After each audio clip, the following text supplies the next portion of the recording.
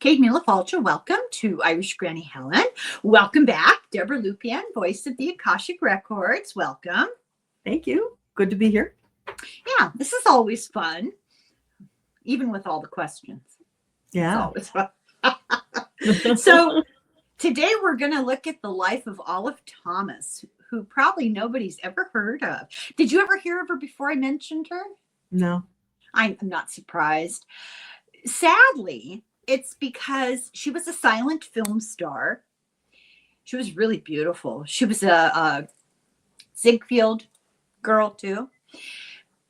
But they didn't, I was telling Deborah, they didn't value silent films later on in Hollywood. They didn't really take care of them. And they were on this really highly inflammable, weird, film strips that turned to kind of a gel mush when they got old and degraded. And so they lost almost everything she ever did. What little is left is kind of pieced together from different sources. So there's a little bit of video and then a still photograph and a little bit of video. And it's really very sad. But she was an interesting person, and she had a front row seat to some of the other famous people in early Hollywood, and she came to a tragic end. I've always wanted to know what happened to her. And there's a little paranormal stuff about her too. So it'll be fun to find out. There's so little about her. How did you meet her? I like old films. Stumbled on one of her old films, and I was really drawn to her. I don't know. That I don't really have another explanation. And I'm intrigued by her life, the mystery around it, the people she knew. I mean, she knew Ziegfeld. There's rumor she had a relationship with him. She was married to Jack Pickford, kind of Hollywood royalty. He was the brother of Mary Pickford and the brother-in-law of Douglas Fairbanks Sr. And, she had a very tragic death. And then Afterlife. So shall we get started? Absolutely. I guess we just go directly to the source. Ask her. Yeah. Okay, let's see. She ended up going to New York City. And so just a general question about her life up till then. It seemed pretty unremarkable. Her parents were blue collar. She didn't have a big family, and she left school early because she really wanted to, get into theater. So maybe if she could talk about that a little bit. Okay, so Olive Thomas, tell us about your early life and your aspirations.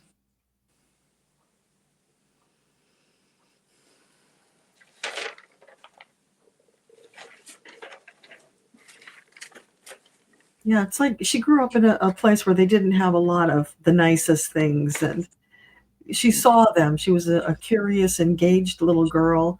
She liked to people watch. And she saw that people lived differently than she did. And she really craved some of that for herself, some of the nicer things. And she was fascinated by the beautiful ladies on the screen and thought that she would like to do that. And it just turned out that she happened to be gorgeous. So doors were opening for her that would not necessarily have opened for other little girls who were a little more plain. So when an opportunity came her way to be seen, she was there for it. Hands up, pick me. Yeah. How did she end up getting into and winning the contest, The Most Beautiful Girl in New York City? So tell us about the Most Beautiful Girl in New York City. How did you get into that contest? There was an ad in the paper. They were calling for people to enter the contest. It was sponsored by some big company. And so there was a lot of publicity surrounding it. And she just thought that sounded really exciting and something that might lead to the direction she wanted to go. So she signed up with hope in her heart, put everything she had into it, and hit the Well, jackpot. the guy that was kind of behind it, I don't know where the money came from, but there was this guy called Howard Chandler Christie. He was a commercial artist. What he did was he um, illustrated the covers of magazines. So all the beautiful girls on the covers, you know, the Saturday Evening Post, that kind of thing. He drew those, painted them because they were often colored paint, you know. And she got chosen, and it kind of opened the door for her to modeling for magazines. And she was a Vargas girl. I don't know if that rings a bell for you, but I did put it on my community channel. She got picked to be on the cover of the Saturday Evening Post, and she's sort of smelling a rose, but it's called the Lotus Eater. It's a really famous painting, and it just sold recently for millions and millions of dollars. Wow. Could she talk about how she got found by Ziegfeld?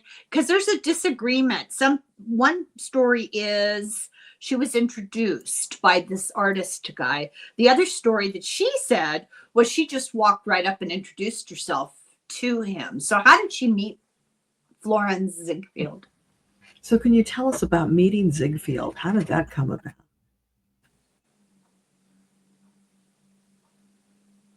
Well, it was kind of an in-between thing. You know, she had opportunities and met people because of being connected with that photographer. So she used that opportunity to put herself in a place where she could bump into Ziegfeld and bat her eyes at him and get some attention. What was he like? Oh, so tell us about him. What was he like? He was an impressive man. He was quite tall, and she was not. So, you know, she's showing me like, you know, he's towering over her kind of thing. I don't think there was that much of a differential, but that's what it felt like to her. That was the energy that she got. And she had such stars in her eyes that it wouldn't have mattered if he was an ogre. She was prepared to put everything on the line and do what she needed to do to achieve her career goals. Could she describe the Midnight Follies? So at the New Amsterdam Theater, which Ziegfeld ran, you know, they had the Ziegfeld Follies, but on the top there was a roof garden, which was an after hours bistro sort of cocktail bar type thing for really wealthy select men. And Ziegfeld would send all these cute young things, you know, maybe he was like the Epstein of his day. I don't know. That's what we're asking here. You know, was that sort of a classed up sex act, or, you know, what was that all about? Great question. So can you tell us, was Ziegfeld a glorified pimp? Yeah, she laughed too. And well, you know, they didn't quite think of it that way, but if you put it in modern day context, yeah, he was using connections. So what was it like? I try to imagine what it was like. Yeah, so tell us what it was like being one of the girls and attending those rooftop parties. It was very glamorous.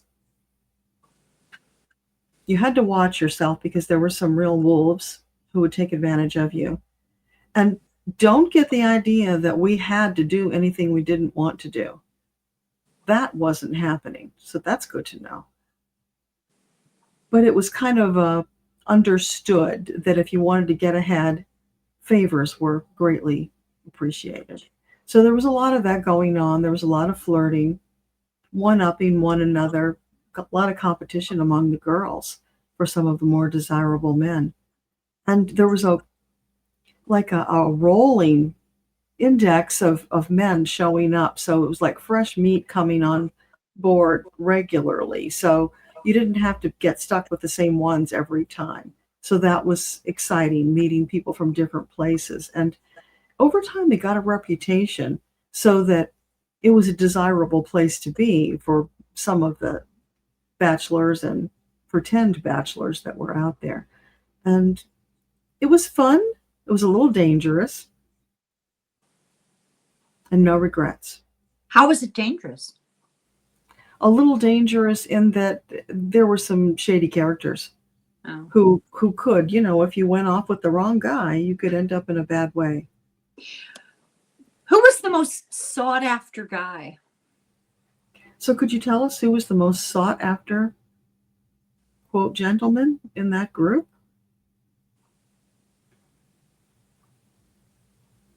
Rockefeller is the name I'm hearing. Okay. So is this true? The story is the German ambassador Albrecht von Bernhoff gave her a string of pearls worth $10,000 at the time. Is that true? So did the German ambassador give you a string of pearls that were worth $10K?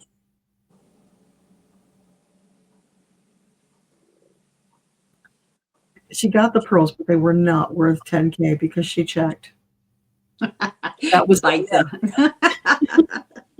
Did she have an affair with Ziegfeld? So did you have an affair with Ziegfeld? Oh, he wanted to, but no, I managed to stay out of his clutches because I saw what happened to some of the girls who went that direction, and it was a fast way to end your career if the relationship petered out. Get discarded. What was his wife like? Billy Burks. You know who she is? Oh, yeah. Yeah, Okay. I know who she is. Yeah. So tell us about his wife, Mrs. Ziegfeld. She knew he was up to a lot of no good, but she had a cushy situation. He promoted her. He was responsible for keeping her out in the public eye and launching her career. So she knew where the bread was buttered, and it was her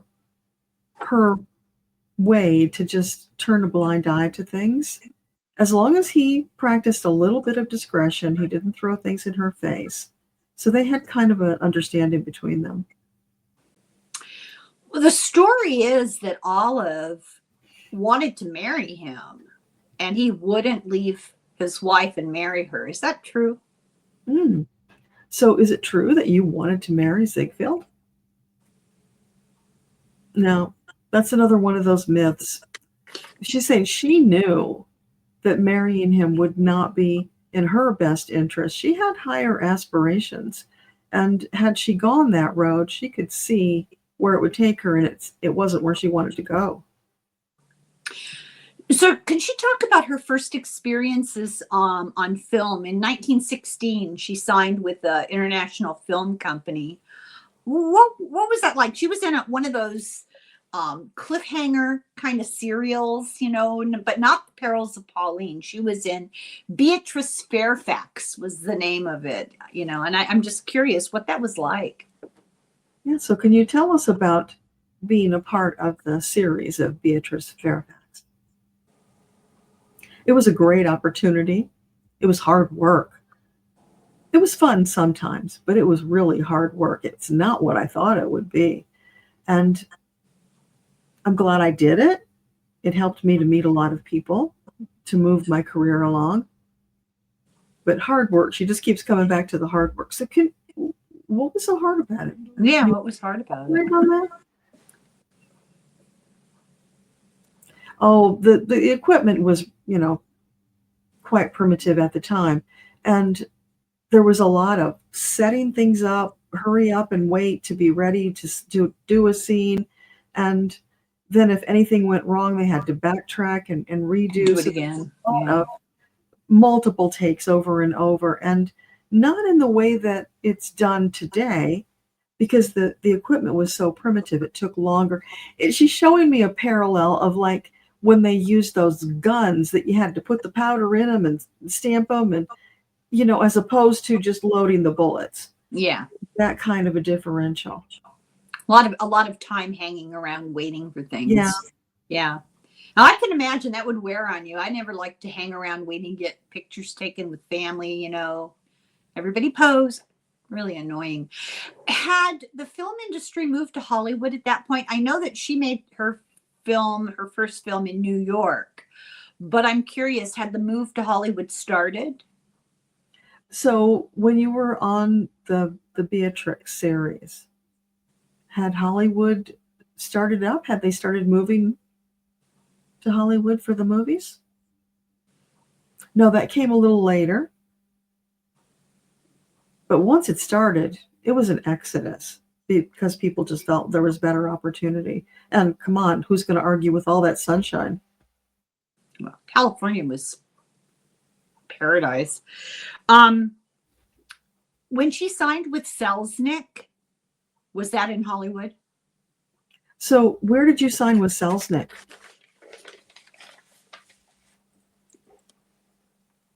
She's saying New York. But did he sign you up to come to Hollywood? Was that how you transitioned? That happened a little later. She did go because of Selznick. But when he initially signed her, it was New York. Okay, so she made a few films.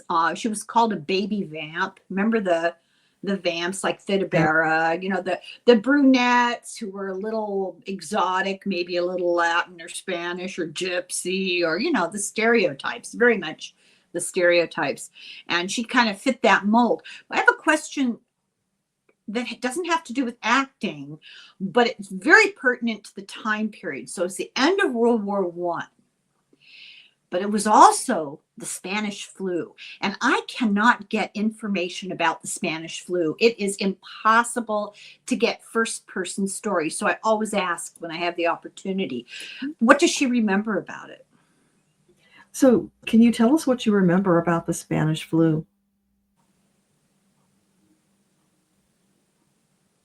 Not something you'd want to wish on your worst enemy. It was hell.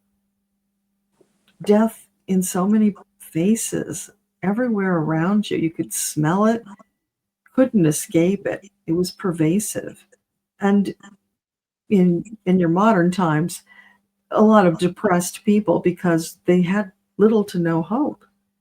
People dropping dead left and right. Did she have friends that died? Did you have friends who died? Sure, everybody did. You couldn't find anybody who hadn't been touched by it in their circle or themselves. Did she get sick? So, did you get sick?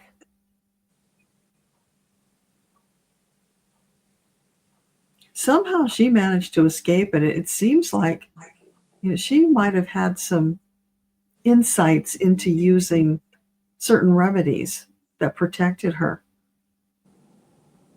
Is that what you're saying it was? That you used like natural herbs or something? Vinegar. Yeah. Vinegar cures a lot of things. So in 1920, she made a movie called The Flapper. And she was the first flapper. Could she talk about that? Because there's a debate, oh God, what's her name? I can see her face. Colleen Moore was given the credit for being the first real flapper, but I don't think that's true. I think Olive Thomas really was. Could she talk about that? So tell us about being the flapper. Is it true that you were the first? Were you the original flapper girl? She's saying yes. And with kind of a defiance because she resents the fact that she isn't getting credit for that. So yeah, she absolutely was. So she knew, or at least Frances Marion knew her. And Frances Marion was probably the only woman for a long time in Hollywood who did something other than, act or be a makeup person. She wrote scripts, and she knew Frances. I mean, Frances knew Olive. Does she remember her? So do you remember Frances Marion? Yeah, she remembers her. She admired her greatly because she was a standout at the time. Yeah. So she left her first husband. Is that true? Or did he leave her? She was So 15, so we're backing up a little tiny bit. yeah. So your first husband, did you leave him?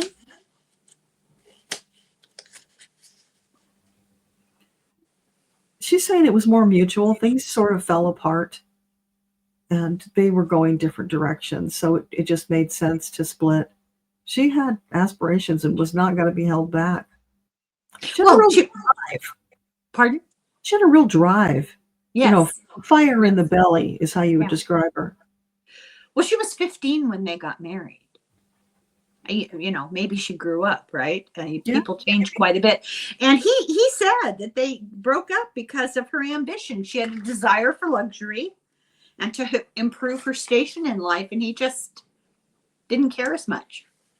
So she met Jack Pickford on Santa Monica Pier.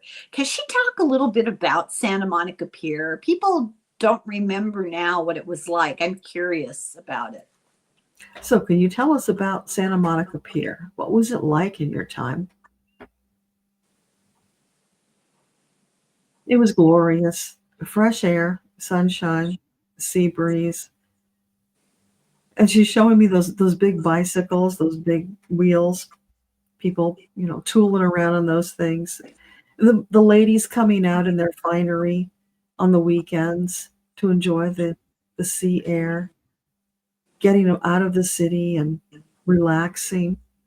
And it was kind of like a carnival atmosphere because I'm smelling like caramel corn and other smells that you would associate with that kind of a thing, like a carnival atmosphere. So you had the various vendors were lining up, sell wares, Yeah. and all those scents in the air, and it was relaxing, and it was a lovely getaway from the hard work. Well, like a fair, with fair rides and stuff that moves from town to town, like the county fair type of thing. It was like a permanent version of that. But at the end of the pier, it was huge. And they had all kinds of, those slides that went like this and you sat on a sack. Yeah, they had, and what they called a hurly-gurly that you couldn't keep your balance inside a room that was all topsy-turvy. And as you moved, it moved, and mirrors that distorted you. And does she remember Roscoe Arbuckle and the movie that he made with Mabel Normand, Roscoe's Day Off? So do you remember the movie Roscoe's Day Off? And do you remember Roscoe? She says, I do. He was so talented. That was the Santa Monica Pier? So was that shot on the Santa Monica Pier? She said no. Oh, no kidding. I always thought it was. Where was it shot?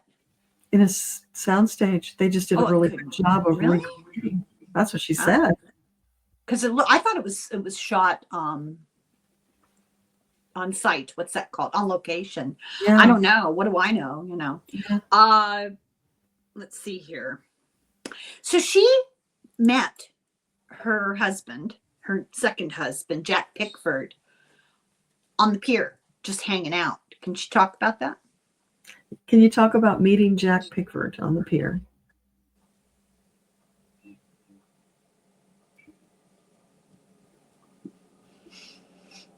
She's talking about how, what luck it was to be there at the right time to meet him.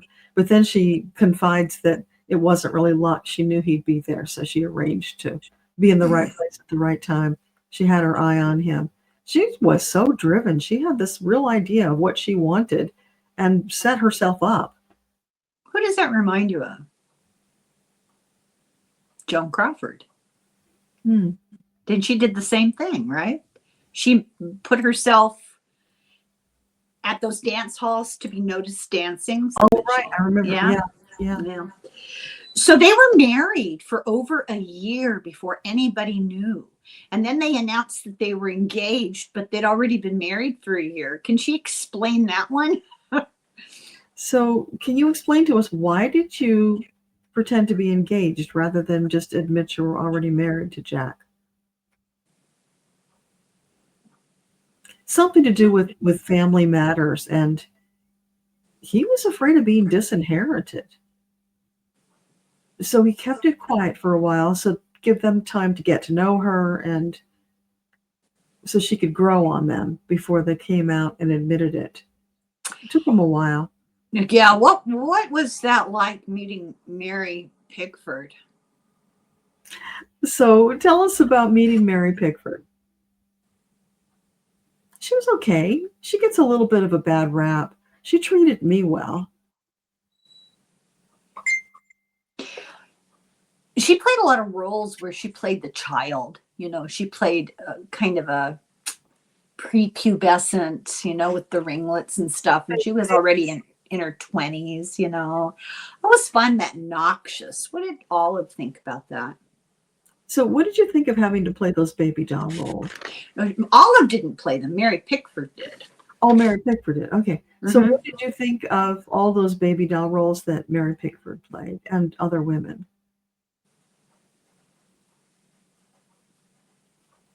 They were so juvenile.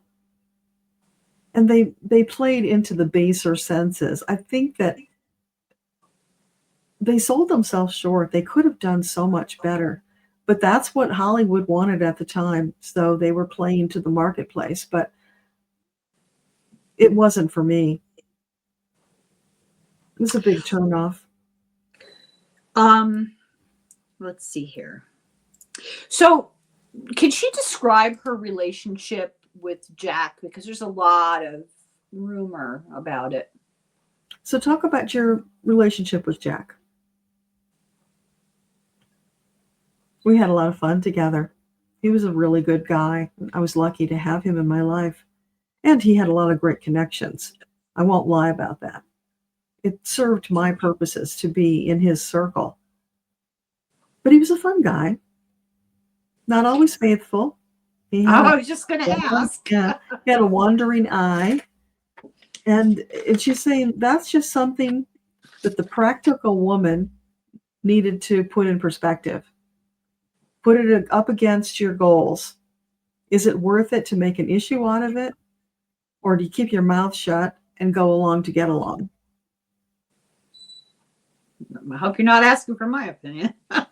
Yeah. So they decided to, they were fighting and making up, and they decided to go to Paris, like a second honeymoon. So can she describe Paris? In it was 1920. So tell us about Paris in 1920. She gets goosebumps thinking about it. It was so exciting. She loved it. It was the time of her life. She was really agog at all of the amazing culture and the beauty, the clothing, the sensibilities of Paris as compared to America, which in her eyes, it was more guttural at that time, which is a little snobbish, but that's how she saw it. Well, she was born in a small blue collar town in Pennsylvania. So yeah, I could see where there'd be a stark contrast. Yeah. So if she doesn't mind, could she describe what happened to her that night in Paris? So could you tell us about what happened to you that night in Paris?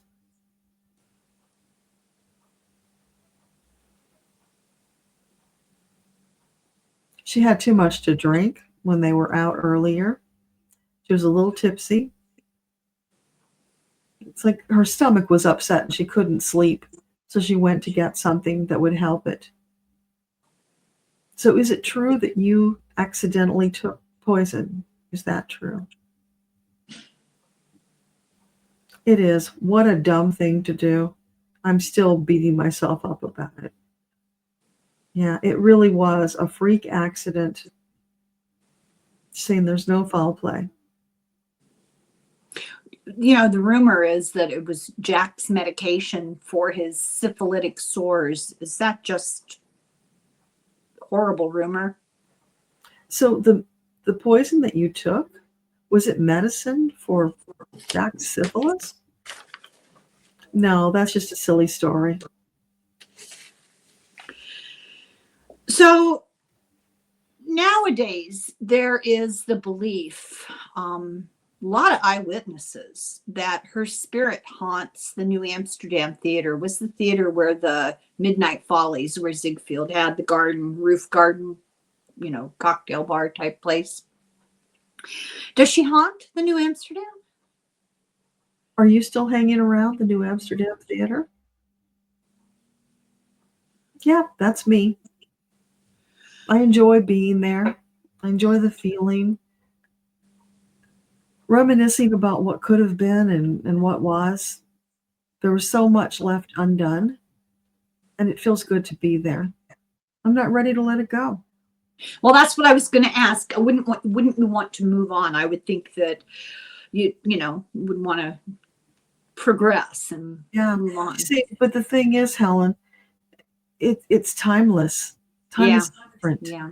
So what you might think of is, oh my God, why would you want to spend so many years hanging around this old? Yeah, I know. Yeah.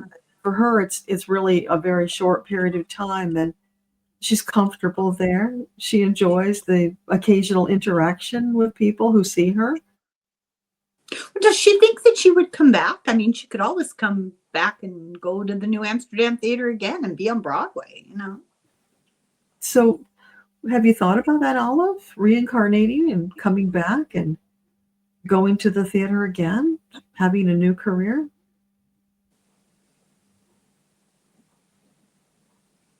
It's a big gamble. You roll the dice, you hope for the best, but there's no guarantee. Yeah, no kidding. So this is a little off topic, but I have to know. Does she know who Jonathan Groff is? Do you know who Jonathan Groff is? Sure. He's well known in these circles. What does she think of him? I'd date him. Oh, I got news for you. I'd marry him. if I weren't already married for 40 plus years and if you weren't gay. I know. Tell her I share her taste. Yeah, you heard that, right? Yeah. So what does she think of Hollywood today? Tell us what you think about Hollywood today. It's a cesspool. What does she mean by that? Can you elaborate? What do you mean by a cesspool? So much taking going on, so much grift, underhanded deals, abuse of women. It runs rampant. No, I'm not sure I'd want to be part of that. Is she saying she thinks things have changed that much from her time? Was it really any different? Is it really that different from what you lived through? Oh, yeah, way different. There was more that happened that was not out in the open back in my time, but it was not quite at the level that it is now. It's like, maybe it was hip high in my day, and now it's eyeball high. It's truly, it's putrid. Who does she admire in the world of acting or theater now, movies or theater, or both? Okay. Any names that come to mind that you admire in movies or theater? Meryl Streep is high on her list. She really admires her. She's somebody who succeeded despite all of those drawbacks. She found a way to navigate through it with class. Glenn Close, she likes her a lot. Who else? Anybody else?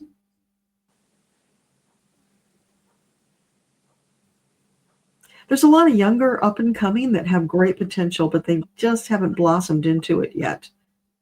And she thought about Julia Roberts, but not quite in the same class. You mean she can't act? It's just funny that she kind of flashed her and then moved on. Like there was a lot of that statement. This is crazy. My favorite actress, I can never remember her name. Isn't that the strangest thing? I mean, for years, and she's my favorite. I love her. I can never remember her name. What was she in?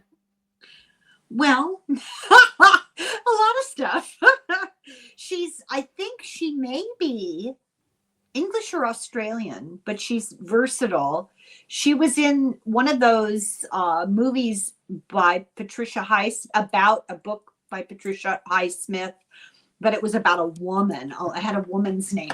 She was in a Woody Allen movie. She's been in a lot of movies.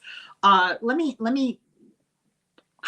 This is ridiculous, and this is not a function of old age. I have some weird mental block against her name because I just love her acting. Top. She's a blonde. Yeah. Was she in that movie with Ralph Fiennes where he was like in a cave or something? And she might have been a nurse? No. I know who you mean. No. I mean, I know the movie you mean. Kate Blanchett. Oh, okay. Ask Olive, why can I never remember her name? So, Olive, do you know why Helen can't remember Kate Blanchett? Ever. Because she is so gifted at her craft. She's a chameleon. And she's so fast. How do you capsulize her? You just gave me full body chills. I always say Kate Blanchett is a chameleon. Oh my God, that's so weird. You know what movie she was in? She's been in several movies where I haven't known it was her until the credits at the end. That's how great she is at hiding who she is. She was in a movie called Pushing 10 with Billy Bob Thornton and John, what's his name? It's about air traffic controllers, and it's from the 90s. And it's an odd movie. It's not, typical. She just disappears into her character. It's remarkable.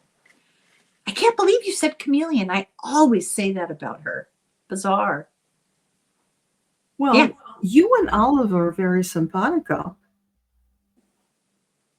You've been connected to her for so long by your interest, your fascination, thinking about her, keeping her in the zeitgeist. Does she know why? Why? Why? Because it is a little odd, isn't it? Okay. So can you shed any light on why Helen is so fascinated by your story? It's a fascinating story. Oh, please. So serious. Can you give us more on that? Do you have a past life connection to her? She said yes. Yeah. I think you were sisters in a past life. I don't know if she has. That resonance, that energetic resonance would draw you. Yeah. No, that makes sense. It does make sense. Is there any hope that they'll ever find more of her films and rescue them from obscurity? Do you think that they'll ever find your films and restore them? Very unlikely.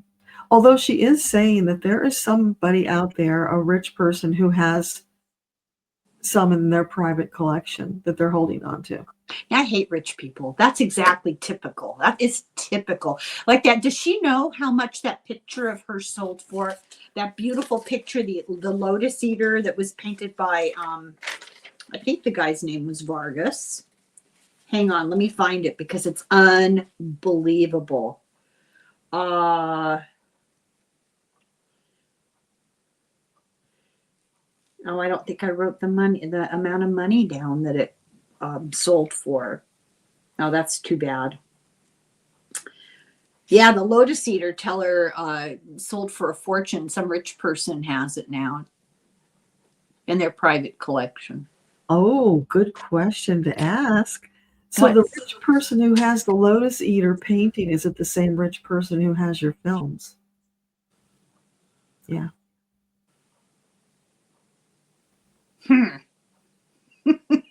Maybe she can operate on their guilt subconsciously to get them to release the photograph, the films. It's like this person is kind of obsessed with her. Mm-hmm. Wants to keep her all to himself, and has it's not me. The money to do it. Okay, that's just a little weird, isn't it? Yeah, very weird. Well, did you have any questions? No, but what she just gave me was it's like a Howard Hughes type person who does crazy things, and they're rich; they can do it. Yeah, because that's the best use of your your wealth, your excess wealth, is to indulge in stuff like that instead of feeding people. Yeah. Okay. Enough. I'll So be they'll quiet. pay for it in the afterlife. I can't wait. I hope I have a front row seat, tell her. Okay, well, thank you. Thank you Yeah. very much. It was it was a pleasure. Yeah. Yeah. It was fun. She's grateful that you remember her, think about her. Very appreciative. How could we forget? She's history, Hollywood history, you know. There's a lot of people who owe her a real debt. The women who went into films, they were pioneers because that was really frowned on, you know. So, Yeah. yeah. So this is the old stage, and that is one of the film clips. I can't see. I can kind of see there's lights. Yeah. Yeah.